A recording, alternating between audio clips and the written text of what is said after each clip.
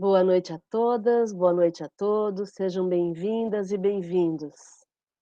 Vamos iniciar o nosso estudo de hoje do Livro dos Médiuns, e aí a gente vai iniciar com uma prece e depois vamos seguir a partir do item 311 do Livro dos Médiuns, no capítulo 28.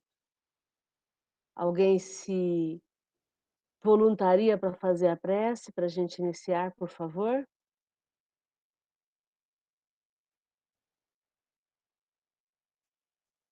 Eu posso fazer. Por favor, Maria de Fátima. Senhor Jesus, benfeitores do GEOL, protetores individuais, protetores desse evangelho, desse trabalho, desse estudo, estamos aqui solícitos para mais um aprender, para mais ampliar nossos conhecimentos sobre o Espiritismo, conhecendo a nós mesmos. E sejamos abertos aos ensinamentos de hoje e que tenhamos toda a proteção como se estivéssemos presentes no nosso querido GEOL. Agradecidos a todos os presentes, encarnados e desencarnados, tenhamos uma boa noite de estudo e que tiremos o maior proveito possível. Gratidão a todos. Muito bom. Então, a gente vai continuar estudando o capítulo 28 do Livro dos Médiuns e vamos ler a partir do item 311. E aí vamos encerrar esse subitem que ele está estudando sobre médiuns interesseiros, né? Alguém lê para a gente o 311, por favor?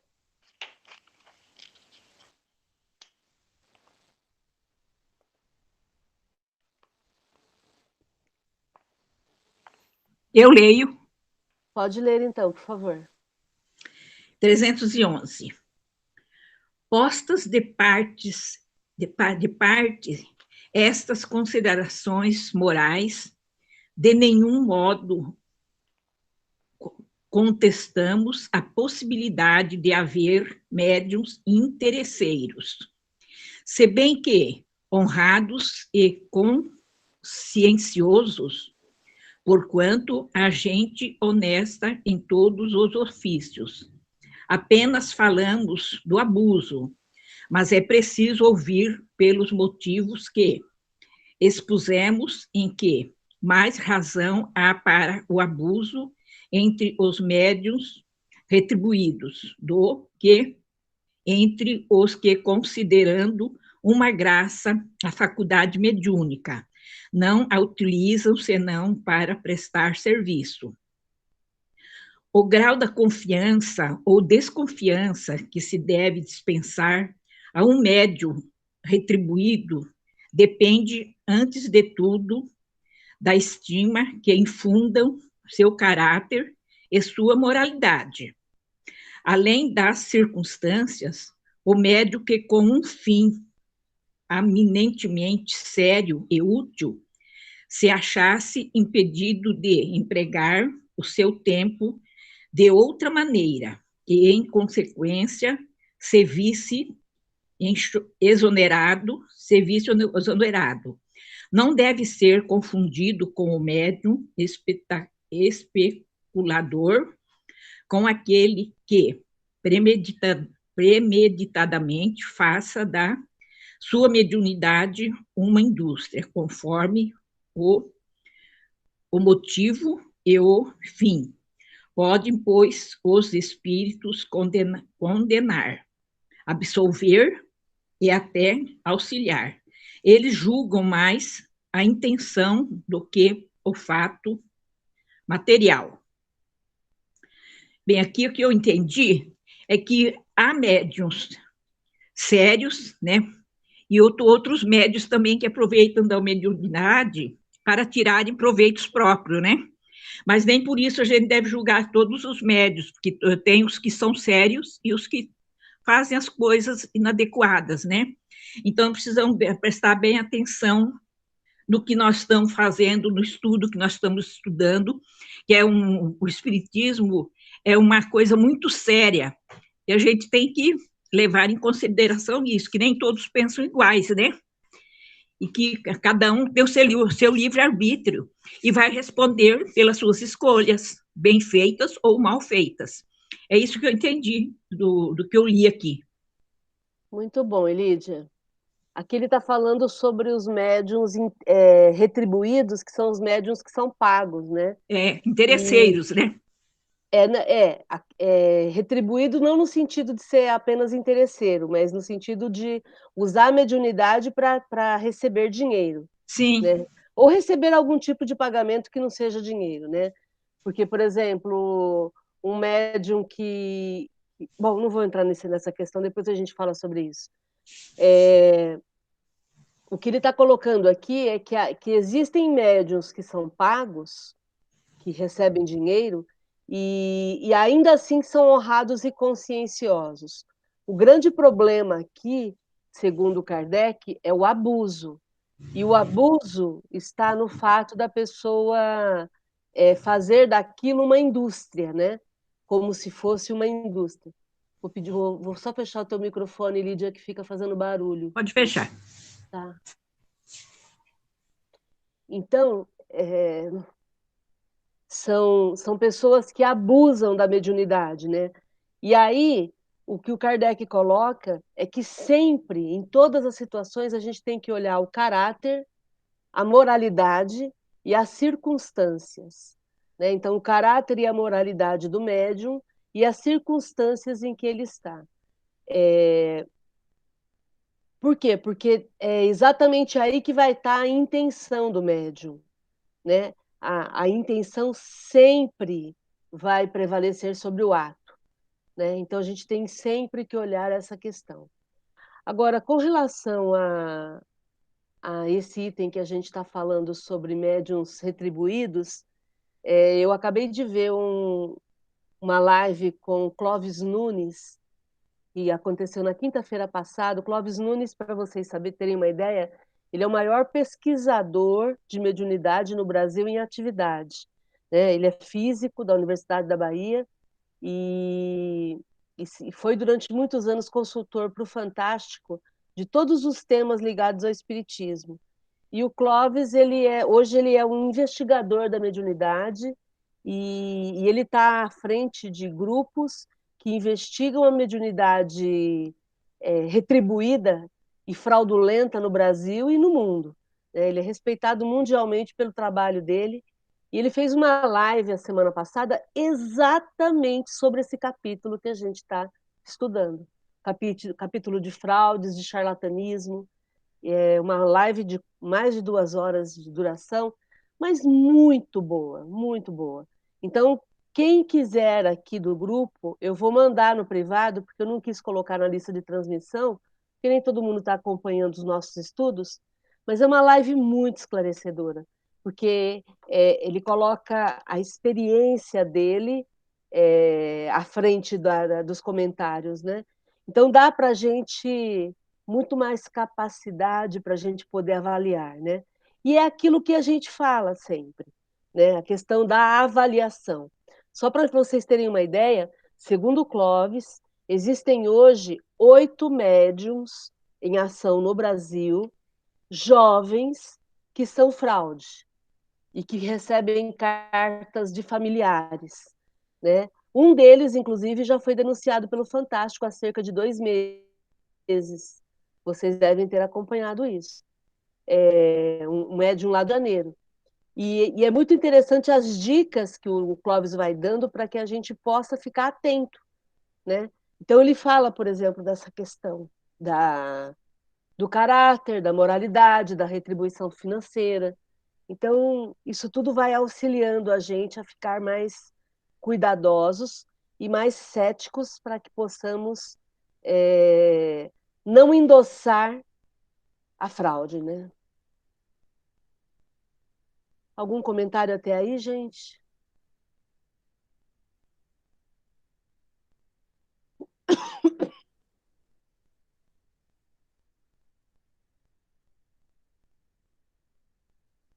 Tudo bem? Podemos seguir? Então vamos lá. 312. Não estão no mesmo caso os sonâmbulos que empregam sua faculdade de modo lucrativo. Conquanto essa exploração esteja sujeita a abusos e o desinteresse constitua a maior garantia de sinceridade, a posição é diferente, tendo-se em vista que são seus próprios espíritos que agem. Estes, por conseguinte, lhes estão sempre à disposição e, em realidade, eles só exploram a si mesmos, porque lhes assiste o direito de disporem de suas pessoas como o entenderem, ao passo que os médiuns especuladores exploram as almas dos mortos. Aqui, então, o Kardec está falando de um outro tipo de mediunidade, que é a mediunidade sonambúlica, onde o médium vai receber o próprio espírito dele. Onde o médium vai receber o próprio espírito dele, e que aí, então, ele pode cobrar, porque é ele trabalhando para ele mesmo, né? E ele sempre vai estar à disposição dele mesmo, se ele quiser fazer uma comunicação, né?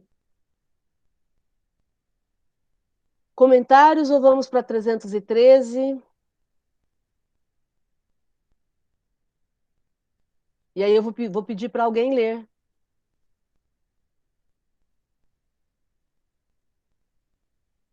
Quem se habilita? Eu leio. Oi, Dri, pode falar. 313.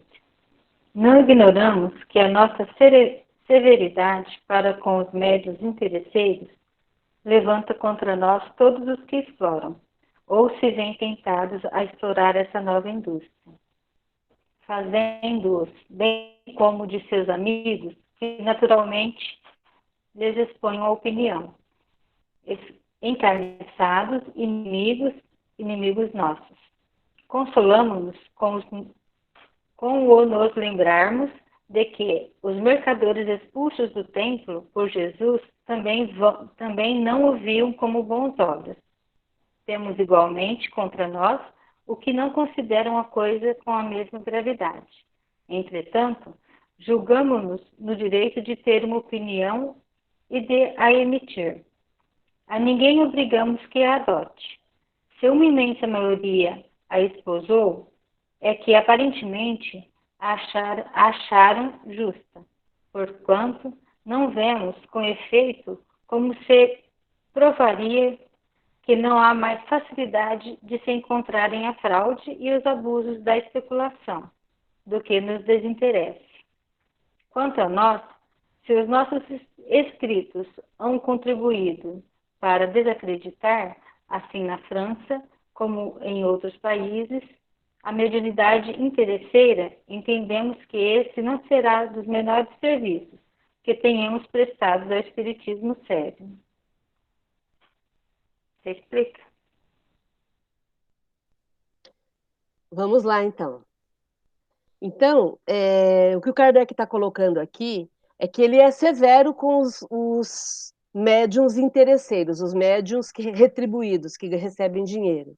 E isso faz com que o Kardec se torne uma pessoa que não é bem vista, principalmente por esses médiuns. E também não é bem visto pelos amigos desses médiuns, que se tornam inimigos do Kardec. E aí ele coloca o seguinte, que o consolo que ele encontra é entender que Jesus também expulsou os vendilhões do templo, que eram os exploradores da fé, e Jesus também não era visto com bons olhos, e está tudo certo. O Kardec se vê no direito de opinar, fazer a opinião dele, de opinar o que ele pensa, por conta de todo esse trabalho que ele fez pelo Espiritismo. E ele tem o direito de opinar, de dar a opinião dele.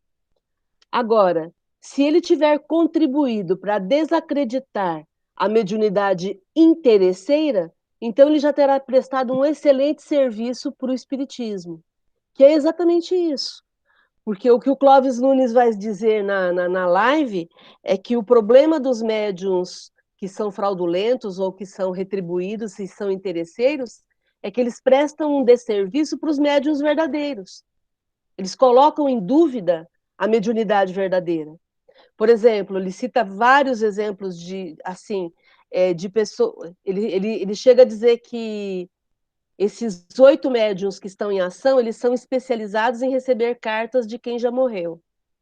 E eles usam a internet para poder fraudar as cartas. E como é que ele sabe que são cartas fraudadas? Porque as mesmas informações que estão na internet são as informações que estão nas cartas mediúnicas. E isso faz com que, por exemplo, mães que perderam filhos, esposas que perderam maridos, pessoas que perderam entes queridos, e recebem uma carta, a gente fica imaginando a alegria, a emoção da pessoa de receber uma carta de alguém que desencarnou. E aí, logo depois, ela descobre que aquela carta é mentirosa. Então, o grau de frustração, o grau de raiva, de ódio até, que se cria, não só contra aquele médium, mas contra o espiritismo e contra a mediunidade como um todo, é muito grande. E muitas mães, por exemplo, fazem questão de denunciar. Lá no caso do Rio de Janeiro, foi uma mãe que denunciou. E aí, hoje já estão em 500 denúncias de cartas fraudadas. Então, é muito grave isso. E quando o Kardec diz que se ele conseguir desacreditar esses médiuns interessados financeiramente, já terá prestado um grande serviço para o Espiritismo por conta disso. Ah, mas o médium não pede dinheiro, ele não cobra. Ele não cobra, mas ele vende livros, por exemplo. Então, você imagina um médium que escreve livros e vende lá 100 livros a R$ 50 numa sessão, numa tarde, né? Então, existem ganhos embutidos que a gente não consegue enxergar no primeiro momento, mas que se torna um meio de vida. Então, normalmente são médiuns que não têm outro trabalho, não têm outra fonte de renda, eles vivem da mediunidade, e aí eles exploram as pessoas através dessas atividades. E exploram da pior forma, que é na emoção, que é na saudade, que é na vontade de ter notícias de quem a gente ama, e que não está mais aqui. Então, por isso é que o Kardec é tão duro nessa colocação aqui. Ele pega no pé mesmo e ele denuncia, e denunciava naquela época, e hoje a gente está trabalhando também nesse sentido, por isso que esse capítulo está aqui. Só para a gente ter uma ideia, em 1861, que foi quando esse livro foi lançado, já existia o uso fraudulento da mediunidade, né? Para a gente poder entender que não é algo novo e que todos nós devemos combater e orientar e o tempo todo estar orientando as pessoas. Essa semana uma pessoa chegou para mim com a informação de que o mentor de um parente tinha dito para esse parente que essa pessoa que veio falar comigo estava sentindo o que ela está sentindo fisicamente, emocionalmente, todo o desequilíbrio dela, porque ela é má. E aí ela veio me perguntar: procede isso? Quer dizer, alguém chegar para você e dizer que você está doente emocionalmente porque você é mal. E aí a pessoa veio dizer para mim: e aí, Márcia, isso procede? É possível que isso aconteça? Eu falei: é possível. É possível que aconteça. É possível que o mentor de alguém venha dizer isso? É possível. Possível é. Agora, é verdade? Entendem? É aí que está. Possível é. Porque se eu abro os meus ouvidos para ouvir bobagem, é óbvio que eu vou ouvir bobagem. Mas para qual o motivo útil? Qual o fim útil? Eu sei qual é o fim útil nesse caso, né? É ter ganho financeiro, tá? Então, aí é óbvio, né? O mentor vai falar tudo aquilo que for para tirar dinheiro do outro, né? Então, na verdade, essas fraudes, essas enganações, esse charlatanismo existe em todos os sentidos. Para que o meu mentor vai vir falar para mim que você é mal? Com que propósito? O que o meu mentor tem a ver com a tua vida? Percebe? E é isso, foi esse o raciocínio que eu fiz com a pessoa.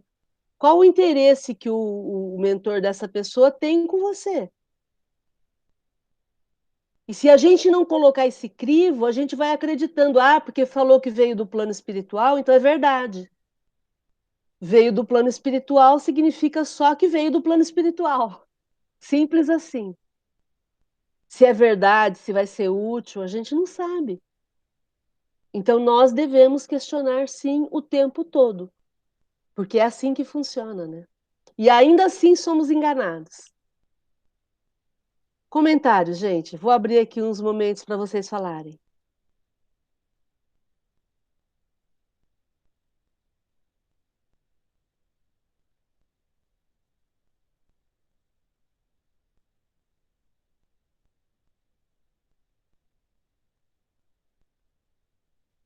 Tudo bem? Marta. Ainda hoje, as pessoas acham que porque morreu é o espírito, ele tem o conhecimento de tudo, ele sabe tudo, e por isso que acreditam, porque achou que morreu, virou santo, sabe tudo, e ele que tem a razão. E por isso que eles tem muito enganação, por causa disso, que a gente se deixa enganar. Sempre vai ter alguém disposto a falar se a gente quiser ouvir. Exatamente, Regina. Muito bem colocado. Muito bom. Tudo bem até aí, gente? Viu, Márcia? Oi, E Lídia. principalmente os espíritos desencarnados, que eles estão desocupados, eles têm todo o tempo do mundo para influenciar nossas cabeças e pôr minhoca na nossa cabeça. E se a gente acreditar nisso, a gente está perdido, está no corgo. Por que a gente não presta atenção nos espíritos que não querem colocar minhoca na cabeça da gente, né? Por que a gente não fica prestando atenção nos espíritos bons que estão do nosso lado? A gente fica só prestando atenção nos que querem atrapalhar, né? Muito bem lembrada, Elídia. Márcia, ontem ou antes de ontem, não me recordo direito, mas eu estava discutindo sobre um assunto com um amigo e a gente era sobre espiritismo, e aí eu peguei o livro dos espíritos ali e abri exatamente onde a gente queria chegar, que foi na parte do livro dos espíritos em que ele discute a diferença entre bem e mal, né? E aí ele fala que Deus nos deu inteligência para discernir o bem do mal e tudo mais.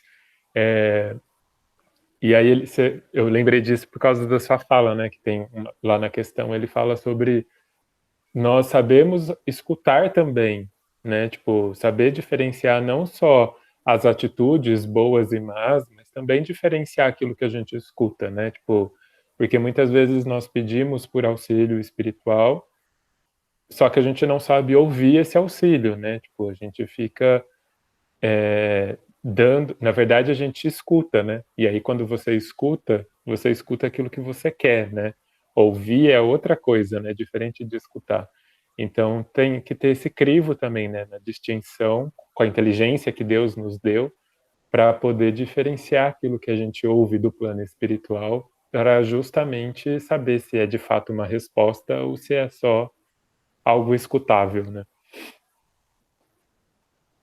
Sim, com certeza, Lucas. Muito bom. Jorge, você queria falar alguma coisa? Márcia, também tem que levar em consideração que esses caras que fazem esse tipo de trabalho, eles são profissionais, né? Eles abusam da pessoa que está debilitada e usam esses espíritos, então eles são enganadores, eles sabem o teu ponto fraco, a gente tem que tomar cuidado com isso, né? Se você está fragilizado, é mais fácil de ser enganado. Sim, são verdadeiras organizações criminosas, sabe, Malu? Exatamente isso. Mas o Ministério Público está aí, está atento e está tomando providência, e muita coisa vai vir à tona, né? É muito interessante a gente poder divulgar isso para que a gente também possa contribuir com essa denúncia, né? Toda pessoa que ficar sabendo de uma carta fraudulenta ou interessada em ganho financeiro tem todo o direito de denunciar isso para o Ministério Público, porque é charlatanismo, é fraude, né? É fraude com o único interesse de amealhar dinheiro. né? Porque pedem doações, é aquele modus operandi que a gente já conhece, né? Márcia, uma dúvida sincera. Como que o Ministério Público, por que que o Ministério Público tem esse direito? Por exemplo, por que que isso não acontece com os pastores que vendem o chapéu sagrado ou a máscara abençoada e por aí vai? O Ministério Público não deveria ir agir contra essas fraudes de outras religiões também? Bom, eu não sou advogada, advogada aqui é o Vinícius, e não sei se a Bruna está aqui também, né? Acho que, não sei se o Jorge é advogado, não é engenheiro, né, Jorge? Mas é assim, o Ministério Público, ele tá disponível para toda a denúncia, né? Então, se a gente quiser denunciar um pastor, a gente precisa fazer a denúncia para que ele e apresentar as provas que a gente tem para que eles possam tomar uma medida, né? O Ministério Público sempre vai defender a sociedade, né? Eles não estão ligados a nenhum poder, né? Eu achava que o Ministério Público era da Justiça, não, eles estão aqui para defender quem precisa ser defendido, né? A sociedade. E então, se você pode fazer uma denúncia, eu posso fazer uma denúncia, né, da mesma forma que uma pessoa que se sente lesada por uma carta mentirosa pode fazer essa denúncia. Por isso que o Ministério Público toma a função de defender, de provocar a investigação, né, de instaurar a investigação. O Ministério Público não condena ninguém, ele instaura uma investigação e aí ele vai mandar isso para a Justiça poder averiguar e condenar, se for o caso, né? Entendi. Ok? Uhum. Eu não sei se vocês viram, né? O Ailton comentou comigo agora há pouco que lá na África, um pastor lá, que tudo que ganha na África, assim, tudo que ganha, tem um pastor daqui, acho que da Assembleia de Deus, que foi para lá, missionário e tal. E lá, tudo na África, assim, tudo que ganha é da igreja. E aí, não é dos pastores, é da igreja. Então, todo o benefício que tem é da igreja. Lá na África é bem, né? Eu sei que daí um pastor daqui da Assembleia de Deus descobriram que ele estava mandando dinheiro para a igreja, para os pastores aqui no Brasil. Aí descobriram, eu sei que está um maior rolo lá. Ele tentou fugir lá na África, o pastor tentou fugir, mas pegaram ele no aeroporto e tá um maior rolo. Quer dizer, né? Tá agindo em tudo quanto é lugar, né? Tem gente que a fé das pessoas, mas eles também não são bobos, né? Então, tá em tudo quanto é lugar, felizmente, né? Não é só no espiritismo, né? Chega uma hora que a verdade vem à tona em todas as áreas, né? É isso que está acontecendo. Muito bom. Vamos seguir então, gente? Fraudes espíritas. 314. Quem lê para gente? Posso ler. Fraudes espíritas, 314. Aqueles que não admitem a realidade das manifestações físicas atribuem geralmente à fraude os efeitos produzidos. Eles se fundamentam em que os prestidigitadores hábeis fazem coisas que parecem prodígios, quando não se conhece seus segredos, de onde concluem que os médiuns não são mais que escamoteadores. Já refutamos esse argumento, ou melhor, essa opinião, notadamente nos artigos sobre o Sr. Home e nos números da revista de janeiro e fevereiro de 1858. Diremos apenas algumas palavras antes de falar de uma coisa mais séria. Há uma consideração que não escapará a quem reflete um pouco. Há, sem dúvida, escamoteadores de uma habilidade prodigiosa, mas são raros. Se todos os médiuns praticassem a escamotagem, convenhamos que essa arte teria feito em pouco tempo, progresso espantoso e teria se tornado subitamente bem comum, porque se encontraria em estado inato entre pessoas que dela nem suspeitavam, mesmo entre as crianças. Desde que há charlatães que anunciam drogas em praças públicas, desde que há médicos que, sem ir para a praça pública, enganam a confiança, segue-se que todos os médicos são charlatães e o corpo médico é atingido na sua consideração? Do fato que há pessoas que vendem tintura por vinho, segue-se por todos os vendedores de vinho são falsificadores e que não há vinho puro? Abusa-se de tudo, mesmo das coisas mais respeitáveis, e pode-se dizer que a fraude tem também seu gênio. Mas a fraude tem sempre uma finalidade, um interesse material qualquer, onde não há nada a ganhar, não há nenhum interesse a enganar. Dissemos também, a propósito dos médiuns mercenários, que a melhor de todas as garantias é um desinteresse absoluto.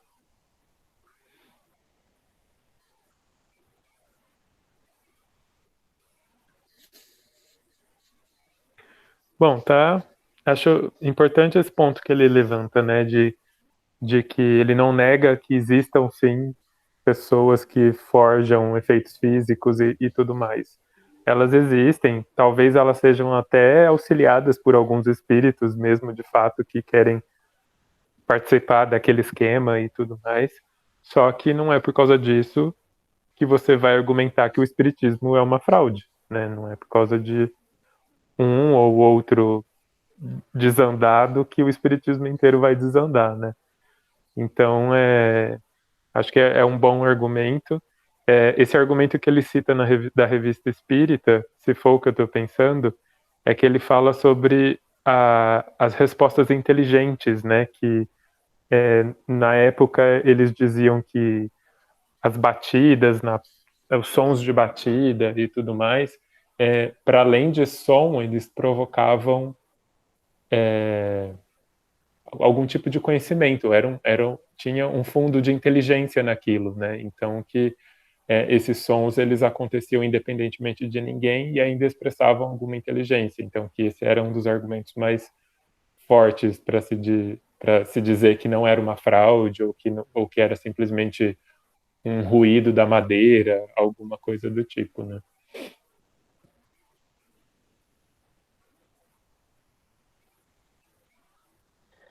Muito bom. Então existe fraude em todo lugar, mas isso não significa que aquilo que está sendo fraudado é uma mentira, né? Essa é a conclusão. E a maior garantia que a gente tenha de que nós não vamos ter fraude na mediunidade é se a mediunidade não for paga. Entenderam? Porque aí, se não tem interesse financeiro, não há por que enganar. Percebem? Aí a gente já começa a desfazer a fraude quando a gente vê que não tem dinheiro. Se tem dinheiro envolvido, começamos a pensar em fraude, tá? Vamos agora lendo para a gente poder aprofundar essa discussão. Alguém quer falar alguma coisa? Podemos ir para frente? Então, alguém leu 315 para a gente?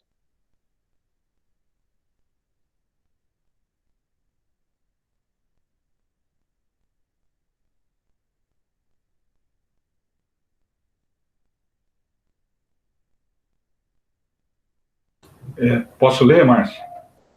Por favor, Jorge. Vamos lá, 315. De todos os fenômenos espíritas, os que mais se prestam à fraude são os fenômenos físicos, por motivos que convém considerar. Primeiramente, porque impressionam mais a vista do que a inteligência. São para prestidigitação os mais facilmente imitáveis. Em segundo lugar, porque, despertando mais do que os outros a curiosidade, são mais apropriados a atrair as multidões. São, por conseguinte, os mais produtivos. Desse duplo ponto de vista, portanto, os charlatães têm todo o interesse em simular as manifestações dessa espécie. Os espectadores, na sua maioria estranhos à ciência, acorrem geralmente em busca muito mais de uma distração do que de instrução séria. E é sabido que se paga melhor o que diverte do que o que instrui. Porém, posto isto de lado, outro motivo há, não menos peremptório. Se a prestidigitação pode imitar efeitos materiais, para o que só de destreza se há mister, não lhe conhecemos, todavia, até o presente, o dom de improvisação, que exige uma dose pouco vulgar de inteligência, nem o produzir esses belos e sublimes ditados, frequentemente tão cheios de apropósitos, com que os espíritos matizam suas comunicações. Isso nos faz lembrar o fato seguinte. Certo dia, um homem de letras bastante conhecido veio ter conosco e nos disse que era muito bom médium, escrevente e intuitivo, e que se punha à disposição da sociedade espírita. Como temos por hábito não admitir na sociedade senão médios cujas faculdades nos são conhecidas, pedimos ao nosso visitante assentisse em dar antes provas de sua faculdade numa reunião particular. Ele, efetivamente, compareceu a esta, na qual muitos médios experimentados deram ou dissertações ou respostas de notável precisão sobre questões propostas e assuntos que lhes eram desconhecidos. Quando chegou a vez daquele senhor, ele escreveu algumas palavras insignificantes. Disse que nesse dia estava indisposto e nunca mais o vimos. Achou, sem dúvida, que o papel de médium de efeitos inteligentes é mais difícil de representar do que o supusera. Aí, conta. Vamos lá, então. Vamos comentar. O que ele diz aqui nessa parte do texto, pelo que eu entendi, é que você... Espera aí que eu agora me perdi aqui.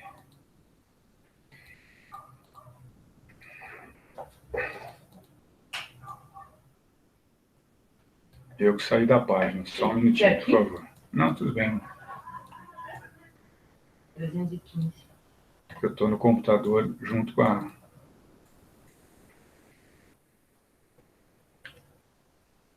O que ele quer dizer aqui, pelo que eu entendi, é que quando você quer enganar alguém, é mais fácil você utilizar certos métodos visuais do que um texto, do que uma história, né? Você impressiona muito mais as pessoas do ponto de vista visual, né? Elas são mais sensíveis a isso. Então, é como se fosse um show, né? Inclusive, eu acho que naquele filme tenho certeza, no filme do Kardec, né? Quando ele está investigando algumas dessas situações, ele vai num teatro e tem todo um show ali, com ingresso, com plateia, e o cara movimenta uma mesa e faz todo um show ali, né, pirotécnico, né? E depois ele descobre que tem uma mesa lá com todo um equipamento mecânico lá que serve para enganar as pessoas. Enfim, então, pelo que eu entendi aqui é isso. Você, quando cria alguma coisa assim muito visual, você engana mais facilmente as pessoas, né? Nesse primeiro parágrafo. Porque o fenômeno físico, ele impressiona mais do que o fenômeno inteligente. Então, uma carta que seja de estudo, ela vai impressionar menos do que alguém que incorpora, por exemplo. Uma incorporação física, ela é muito mais convincente do que uma carta, que é uma comunicação de efeito inteligente. Então, se a gente for pensar em termos de fenômeno, o fenômeno físico ele vai ser muito mais utilizado para fraude por conta disso. Tá? Começa por aí, né? Aí, em segundo lugar, conforme você leu aí, Jorge, o fenômeno físico também ele vai despertar mais curiosidade do que uma carta, do que um livro, por exemplo, ou uma carta inteligente. Ela vai chamar menos atenção do que alguém que incorporou. E aí, como a curiosidade vai atrair mais pessoas, atraindo mais pessoas, vai ser mais fácil de ganhar dinheiro. Então, é por isso que toda fraude ela vai estar envolvida com aglomeração, com muitas pessoas, com muito espetáculo, como você falou. Por quê? Porque o objetivo é atrair gente, e atrair gente para quê? Para arrecadar dinheiro. O princípio fundamental da fraude é a arrecadação financeira. Não importa a religião, né? Sempre vai ser nesse sentido. E aí ele até chega a dizer que vai ser mais distração e menos instrução. Quando Kardec pede para a gente observar o teor das cartas mediúnicas, é para a gente observar se aquele espírito que está falando, se ele não está só enrolando, ou se ele está trazendo algum ensinamento mesmo. Eu sempre cito o Emmanuel, que era o mentor do Chico. O Emmanuel tem um poder de concisão, ele escreve, ele fala tanta coisa num parágrafo. O que é isso? É um espírito que tem conteúdo, ele sabe falar. Ele usa as palavras de uma forma inteligente e ele consegue transmitir a mensagem com poucas palavras. E essas mensagens, como elas têm o objetivo de distrair e não instruir, elas são vazias. Então vão falar, ai, como o dia está lindo, ai, porque igual o Ururaí sempre brinca, né? A felicidade é ver o dia raiar, né? E aí quem é cego não vai ter felicidade nunca, né? Então a gente observar que são frases que não se sustentam, né? Daí, oi, Jorge. Eu tenho um colega também, outro dia eu estava discutindo esse assunto com ele, né? E ele é de outro estado, trabalhou comigo. E ele fala que quando a gente vai nessas, entre aspas, sessões, que um erro muito comum que as pessoas cometem é se identificar antes de ir nessas sessões conjuntas. Então, você dá o seu nome e o seu telefone, por exemplo, para preencher uma ficha de contato antes de ir. E através do seu nome, do seu telefone, ele entra no Facebook, entra nas redes sociais e ele começa a saber tudo sobre você. E aí, quando chega na hora, ele já sabe uma série de coisas sobre você e você acaba ficando, pô, como é que esse cara sabe tudo isso? Por um erro seu, você se identificou antes, né? E então, é como você falou, talvez ele nem te cobre nada para você, naquele primeiro momento, achar que é verdade, mas ele já obteve informações anteriores a você, que é um truque antigo, né? Eu acredito que esse tipo de charlatanismo ele não é de agora. Essas brincadeiras aí, pirâmide, charlatanismo, essas coisas são coisas centenárias, né? As pessoas já vêm enganando as outras há muito tempo, só mudou o jeito. Antes era da forma analógica, agora é da forma digital, então, mas o método é o mesmo. Então, ele não vai te cobrar nada, mas ele vai vender 100 livros a R$ 40, aí ele já faz R$ 4.000 numa tarde. Entendeu? E normalmente são pessoas que trabalham de cidade em cidade e vão levantando a cada final de semana R$ 4.000. Olha só, no final do mês faz um salário legal, né? Então é por isso que a gente questiona, porque virou meio de vida mesmo, virou uma forma de exploração. E por isso é que é tão importante não falar nada. O Clóvis Nunes chega a dizer isso, gente, não pode falar absolutamente nada. Por isso que o Kardec fazia essa sessão reservada com esses médiuns que queriam trabalhar, para testar, para saber até que ponto era confiável. E quando eu falei que são organizações criminosas, é o Clóvis Nunes que fala isso, porque existe toda uma equipe de pesquisa que fica trabalhando na internet, levantando dados, porque é assim, olha que interessante, o médium fulano de tal vai vir aqui na nossa cidade, então ele vai fazer uma sessão de recebimento de cartas lá no Centro Regional de Eventos. E aí, então, o que eles fazem? Eles publicam nas redes sociais, olha, no dia 12 de setembro vai estar em Rio Preto o médium fulano de tal. E aí o que acontece? Todas as pessoas que têm parentes que desencarnaram e que querem receber uma carta, começam a se falar nas mídias sociais e começam a republicar o anúncio marcando pessoas. Cada pessoa que você vai marcando ali, você vai dando informações que você não percebe. Quando se tem uma rede de apoio que fica na internet, captando esses nomes, as pessoas já vão descobrindo quem que morreu, em que circunstâncias que morreu, quem são os parentes, percebem? E aí vão montando dossiês Quando eu tenho um dossiê desse, e aí eu vou fazer quando eles têm esses dossiês na mão e vão fazer uma apresentação, eles vão trabalhando com esses dados ali na hora. É óbvio que por ser fraude, é algo ilegal, mas é algo muito bem feito, porque é profissional, é como a gente disse, é para amealhar dinheiro realmente, né?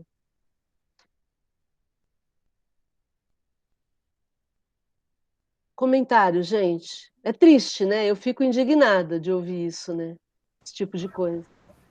Márcia, é como uma cartomante. Você vai lá, ela faz uma pergunta, sem você perceber, você já deu a resposta. E aí a chance de acertar é grande, entendeu?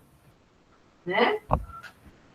Como é que é? Ou é dinheiro, ou é amor, ou é profissão, né? Uma viagem, é.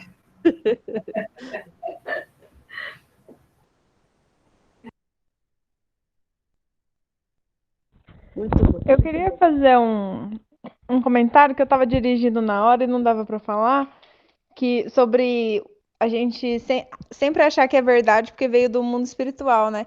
E é só fazer um paralelo. Se eu receber uma informação falsa por SMS ou por telefone, eu vou acreditar nela? É só um meio novo de receber uma informação, né? Vai, Tainá, como tem muita gente acreditando em fake news. Fake news, né, Tainá? Usei o termo em português. Exatamente isso, Tainá. São fake news que a gente precisa colocar no crivo, né, da análise e não engolir, por favor. Né? Só para vocês terem uma ideia, o Clóvis chega a dizer que, por exemplo, haviam dados errados na internet sobre uma família, um endereço errado. E aí, na carta, o espírito escreveu o endereço errado. Entende? Aí eles fazem testes, né? Eles pedem, por exemplo, como eles estavam tentando pegar a fraude, eles se comunicavam pela internet e aí a pessoa em outra cidade postava coisas na internet. E aí essas coisas que tinham acabado de ser postadas saiu na carta, entendeu? Então eles estavam lá na reunião para checar o médium se era fraudulento, e aí elas combinavam, agora você posta tal informação na internet. E aí, em seguida, a informação estava lá na carta. Olha que médium bom, né? Capaz de pegar as coisas assim, instantaneamente no ar, né? Então é muito triste, mas é isso, fake news. Vamos adiante, gente? Alguém leu 316? Deixa eu ler o 316, que é pequenininho, depois vocês leem outro. Em tudo, as pessoas mais facilmente enganáveis são as que não pertencem ao ofício. O mesmo se dá com o espiritismo. As que não o conhecem se deixam facilmente iludir pelas aparências, ao passo que um prévio estudo atento as inicia, não só nas causas dos fenômenos, como também nas condições normais em que eles costumam produzir-se e lhes ministra, assim, os meios de descobrirem a fraude se existir. Então, em tudo se frauda. No espiritismo não é diferente. E aí, normalmente, se engana as pessoas que não estão acostumadas com o ofício. Aí, com o espiritismo, o que a gente aconselha? Um prévio estudo atento. Olha só, é isso que o Kardec solicita, que as pessoas façam um prévio estudo atento. Para quê? Para que elas possam ter capacidade de analisar aquilo que está sendo oferecido, e aí elas vão entender que aquele fenômeno tem uma causa fraudulenta e não uma causa espiritual. E aí, então, essa pessoa que está em condições de analisar, ela vai conseguir colocar esses ensinamentos em ação e descobrir se está acontecendo uma fraude com ela, né? Vocês veem que sempre Kardec fala do estudo. O estudo ele é profilático, né? Ele é sempre utilizado para poder corrigir, seja no sentido da gente ter o conhecimento para poder agir, seja no sentido da gente ter o conhecimento para se defender. Então, sempre o estudo. Eu acho que o desconhecimento, né, Márcia, e a boa-fé das pessoas são as duas portas principais que esse pessoal costuma entrar, né? Então, eles têm essa habilidade de identificar as pessoas que têm boa-fé e que têm um desconhecimento em relação ao que eles estão oferecendo. Eu acho que essa é a maior habilidade do fraudador. Ele detecta isso em você e na hora ele descobre uma vítima fácil, né? Uma presa fácil. Ele manipula, né? Como a Malu falou, como a pessoa está fragilizada, ele vai manipular através dessa fragilidade, né? A gente, quando está frágil, a gente fica aberto, né?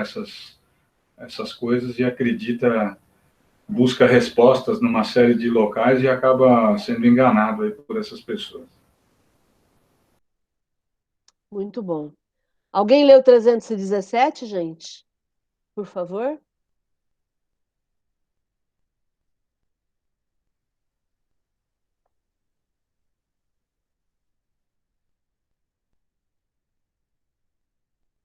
Posso ler. 317.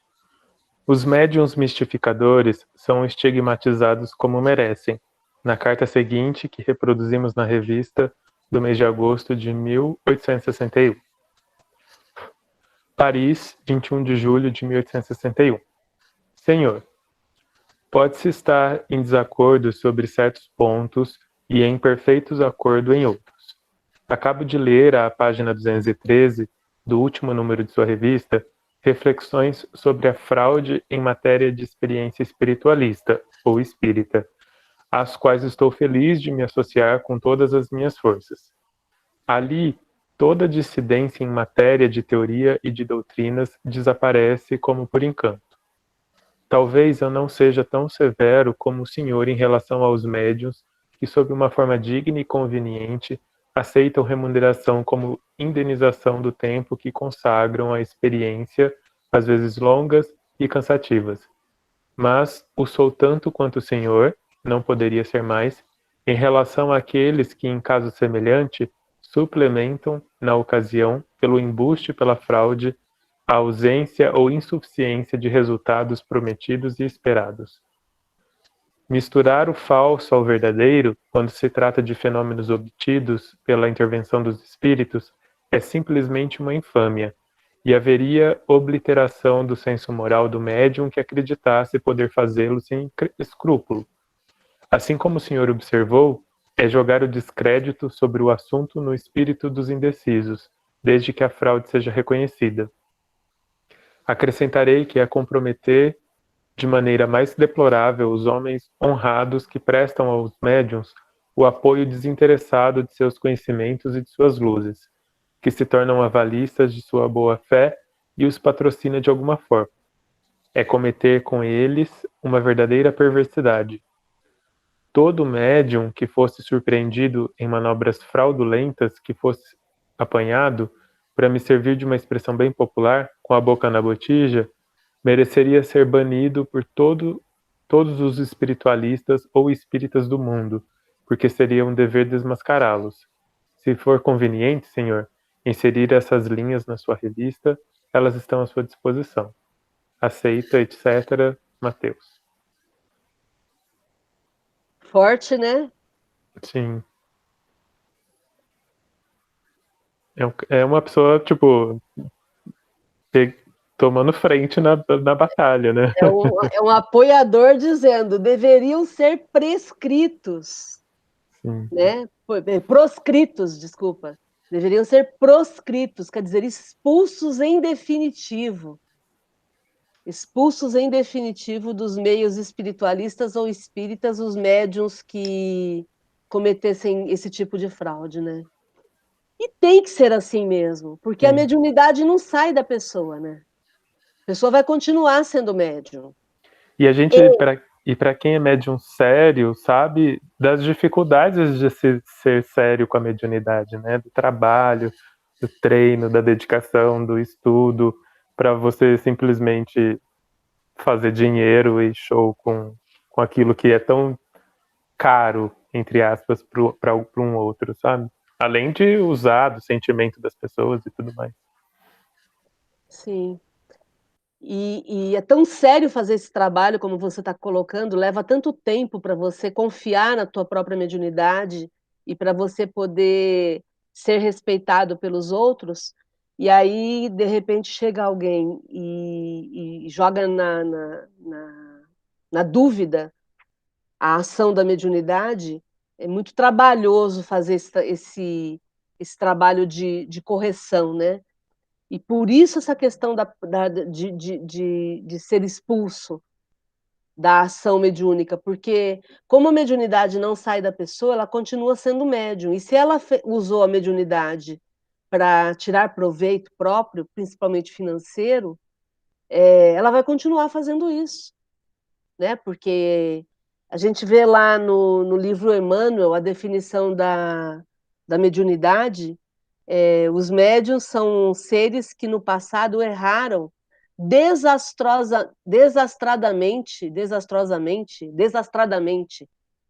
erraram desastradamente no uso da mediunidade, principalmente envolvido com poder, com ganhos financeiros, né, amealhando algum tipo de vantagem que não fosse a única vantagem de fazer o bem pelo bem, né? Então, é exatamente por isso que Kardec é tão rígido, e essa pessoa que escreveu para ele aqui, o Mateus, também foi bastante rígido, porque não dá para se brincar com esse tema da mediunidade, né?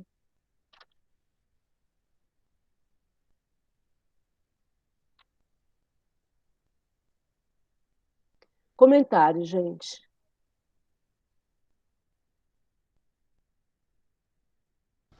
Também tem a questão assim, de notar o que a carta fala, né? Se é prolixa sem mensagem nenhuma, ou se meu gato tá meando aqui atrás, não sei se dá para ouvir. Que volta no que a gente estudou, acho que o mês todo também, sobre a utilidade da carta, né? Então, foi útil para você ouvir aquilo, ou se alguém tivesse te falado que a pessoa podia pensar assim e ia dar na mesma, né? Então, é outra ferramenta para descobrir, identificar o charlatanismo. E outra coisa também, né, Tainá, o número de pessoas dispostas a acreditar nos fraudadores, eu acho que ele é cada vez maior. Então, esse pessoal, eles não vão acabar nunca, porque a quantidade de vítimas que eles podem ameliar é muito grande e a tendência é aumentar cada vez mais. Então, o fraudador, quando ele é pego, ele não para de fazer aquilo. Mesmo que ele for condenado, que ele for execrado, ele vai continuar a fazer isso de alguma outra forma, né? Hoje a gente conhece mais porque as redes sociais estão aí, mas os casos clássicos, aí Mãe de Iná, João de Deus, esse pessoal, a gente já ouviu e eles continuam a fazer isso, né? Tem um ditado na área de vendas, quem é da área de vendas sabe disso, né? É a história do sapateiro, quando ele diz o seguinte, ele sai com um amigo para vender sapatos, ele toca a campainha de uma casa e o cara fala assim, ele pergunta, você quer sapato? Não. Toca na segunda casa, você quer sapato? Não. Na terceira, e ele vai ficando cada vez mais feliz, né? E aí o amigo pergunta, mas por que você fica cada vez mais feliz cada vez que as pessoas te dizem não, né? É porque ele fala o seguinte, que a estatística de cada 10 pessoas, uma vai comprar o sapato. Então, está chegando a terceira, a quarta, a quinta, a sexta. Quando chegar na 10ª, ele tem certeza que ele vai vender um sapato. O fraudador é a mesma coisa, ele vai jogando aquela isca e é igual aqueles caras que te telefonam, que oferecem alguma coisa. Uma hora ele vai pescar alguém. Então, vai dar certo. Mesmo que ele tente com 20 pessoas, um que ele conseguir por dia, ele já ganhou o dia dele, né? Muito bom. E eu quero lembrar que o fato de ter uma fraude não significa que não tenha mediunidade, tá? A fraude é o uso que a pessoa está fazendo da mediunidade. Porque, por exemplo, no exemplo que o Jorge falou aí, o João de Deus, ele tem mediunidade, é, e ele curou muitas pessoas. Isso é um fato. Curas que foram documentadas. A questão não é a mediunidade, a questão é o uso que a pessoa faz da mediunidade, a forma como ela usa, e no caso do João de Deus, o transtorno de caráter que ele tem, né? É uma pessoa doente que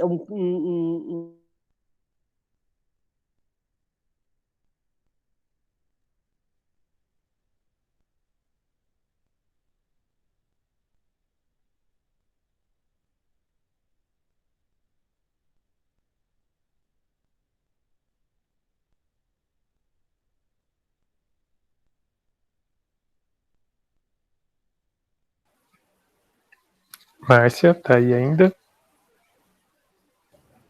Acho que ela caiu, daqui a pouco deve estar voltando. Sim. Para mim também tinha caído aqui. Fiquei meio perdida. Agora voltou.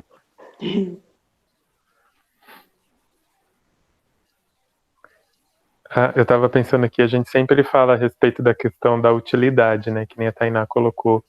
E se você for parar para pensar, apesar de ser um crivo extremamente eficiente, o da utilidade, mas até ele é capaz de fazer com que você caia, porque quem vai definir essa utilidade, né? Às vezes o fraudulento, ele pode falar exatamente aquilo que você quer ouvir, e aí vai ser extremamente útil, né? Para você aquela informação. Então, por mais que o crivo da utilidade seja importante e eficiente, a gente tem que usar ele junto com outras coisas também para conseguir realmente identificar, né? Conexão caiu, mas já voltei. Então, só terminando o meu raciocínio lá. O uso da mediunidade tem que ser separado da mediunidade em si, né? Para que a gente não cometa o erro de dizer que não há mediunidade, né?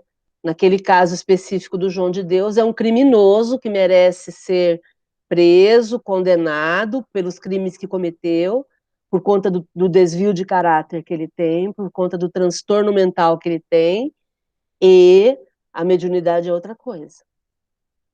Não sei se ficou claro o meu raciocínio. Tem alguma dúvida? Você estava falando, Lucas? Só falando sobre o que você acabou de falar.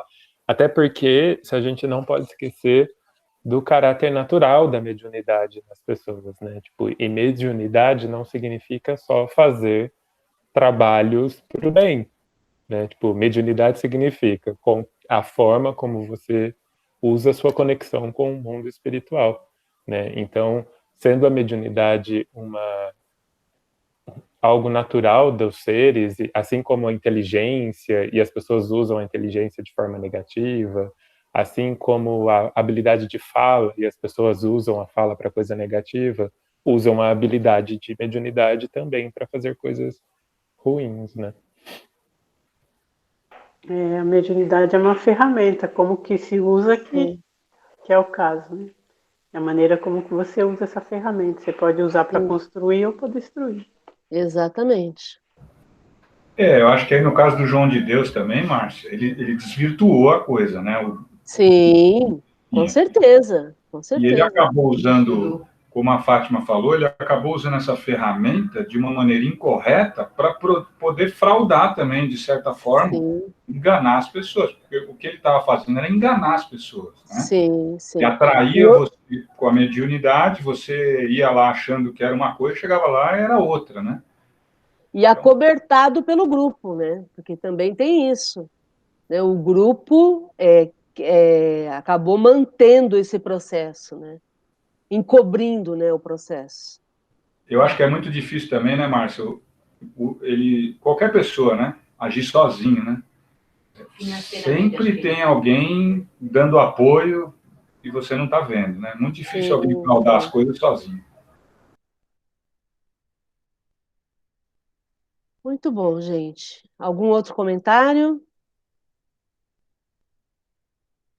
Eu penso assim que não só, assim como o João de Deus, outros médiuns que viram facilidade na condição que ele tem, né, na mediunidade dele, nessa ferramenta, aí falou, opa, vou começar, desvirtuou, enquanto ele estava fazendo bem, estava tudo certo.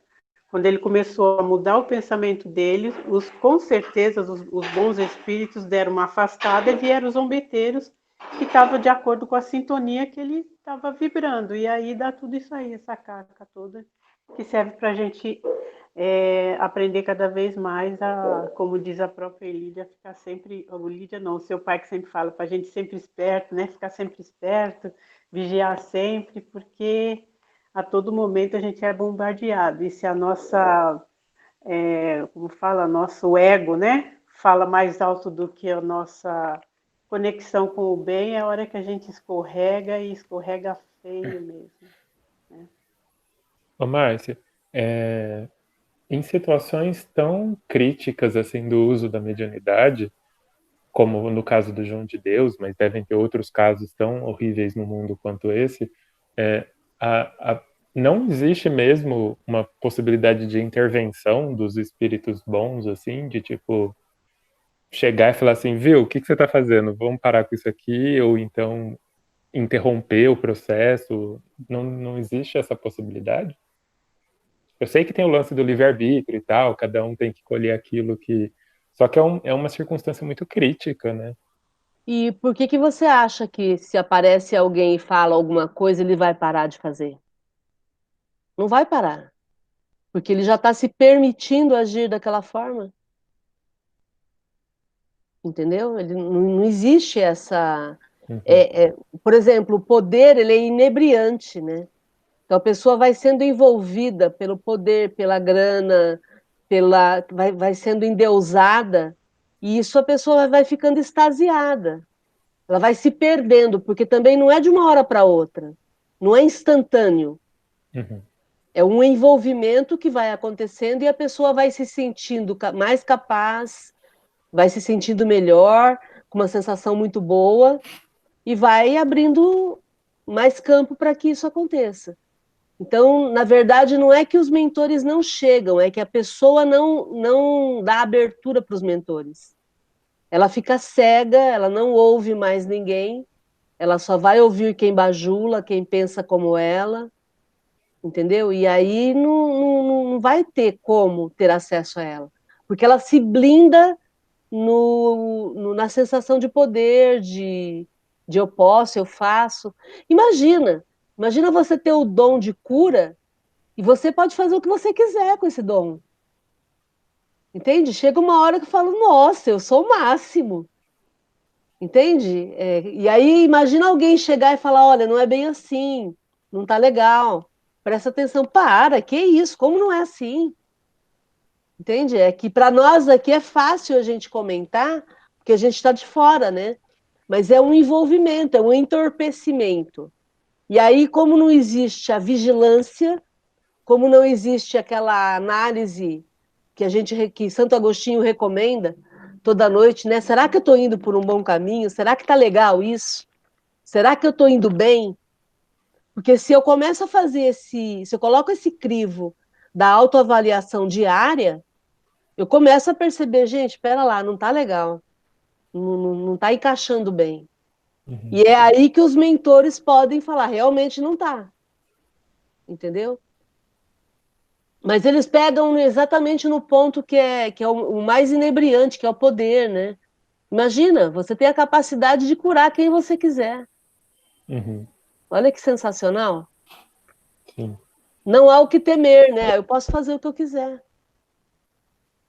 Acho também que, nesse caso, a ação dos espíritos, primeiro, né, por causa desse vício no poder, então não é tão eficiente confrontar diretamente, aí a gente tem que pensar, né, que tudo partiu de uma denúncia. E em casos de violência, né, e ali foram foi violência contra a mulher, também teve casos de pedofilia, o quão forte e o quão preparada aquela mulher teve que estar, e a primeira, né, que fez a denúncia, o quão aparada ela estava para se expor diante de uma organização gigantesca numa sociedade que está prontíssima para olhar para a mulher e falar que a culpa é dela, né? Então é uma ação da espiritualidade, isso também, eu penso. Bem lembrado, Tainá. Inclusive, uma das pessoas que foram as primeiras que denunciaram se suicidou logo depois, no caso do João de Deus. Então, para a gente poder entender o tamanho da pressão que essas pessoas sofrem. Exatamente. E o quanto que a sociedade é maldosa nesse sentido, né? E também, Márcia, a filha dele, lembra? Ele chegou a internar e tinha testemunhas, tudo contra ela, era tudo falso. Então, olha o poder do homem. Persuasão, né? E quanto que ele deve ter pago para os caras ao redor dele, que ele levou todo o grupo? Provar esse tipo de crime. Só uma pergunta também, Márcia. Ele não foi acusado de charlatanismo, né?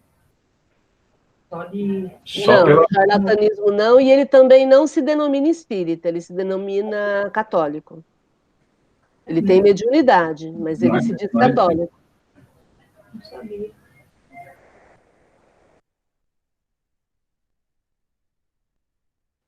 Ok, então, gente, que debate caloroso, muito bom. E que bom que a gente está atento a isso. Agradeço muito a vocês por proporcionarem esse estudo de qualidade aqui para a gente. Vamos fazer a nossa prece final. Vou pedir para alguém fazer para a gente, por favor. Quem se voluntaria?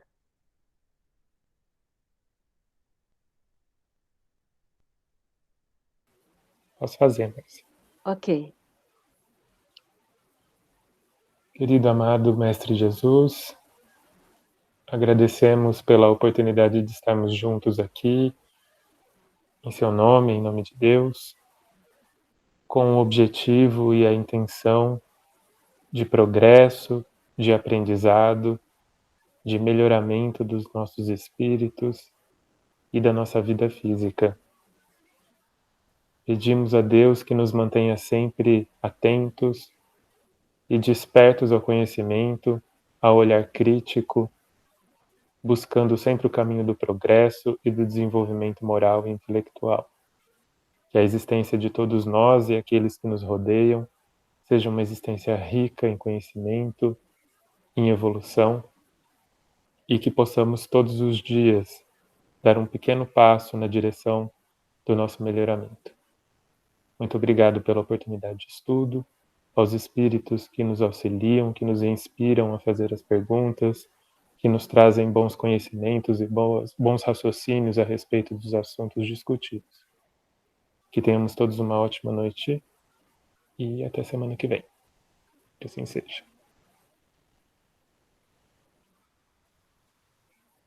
Gratidão, Lucas. Gratidão, gente. Fiquem bem, se cuidem. Amanhã temos a Academia da Felicidade, na segunda-feira temos o Livro dos Espíritos, e na próxima quarta estaremos aqui, ok? Na segunda-feira é feriado, Regina. Cadê a Regina? Tá aí?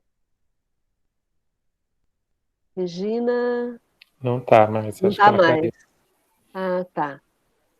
Então, na segunda-feira não teremos o Livro dos Espíritos, mas estaremos aqui na quarta-feira que vem, ok? Valeu, gente. Fiquem bem, se cuidem. Um beijo. Boa noite. Um beijo, gente. Boa noite. Tchau, tchau. Boa noite. Boa noite. Tchau, tchau. Boa noite. Boa noite, Márcia.